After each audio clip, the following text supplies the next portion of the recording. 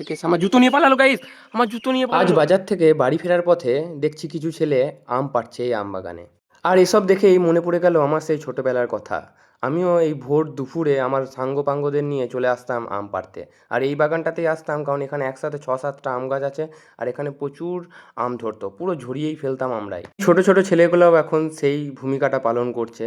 তো বাড়ি আসার পথে মনে হলো যে দুটো আম যদি পড়ে থাকে তো কুড়িয়ে দে। তো ওরা বললো না, এখানে তো কুড়িয়ে পাওয়া যাচ্ছে না, তো তোমাকে দুটো পেড়ে দিই। তারপর আমাকে এই দেখো আমটা পেড়ে দিল, কারণ মা বলছিল চাটনি করবে, বাজার থেকে কিনতে গিয়ে আম এখন পেলাম না কাঁচা আম, তাহলে আমাকে এখন আমুদপুর যেতে হতো। তো তাই এদেরকেই বললাম। ভিডিওটা যদি আবার আম বাগানের মালিকের কাছে চলে যায় তো বলবো, যদি কিছু বলার হয় তাহলে আমাকেই বলবেন, এদেরকে কিছু বলবেন না, কারণ আমি এদেরকে পাড়া করালাম। তো যেহেতু ছোটবেলায় এসব কাজ ঠিক ছিল, বড়তেও এসব করলাম, সেজন্য কর্মফল তো পেতেই হবে।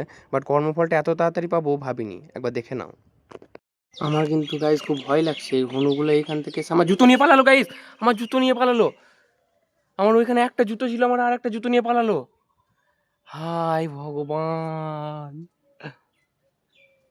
সর্বনাশ, এই জুতো খেয়ে নেয় নাকি হনুতে পলায়। এই ছাগলটার একটা যেন নিয়ে না যায়।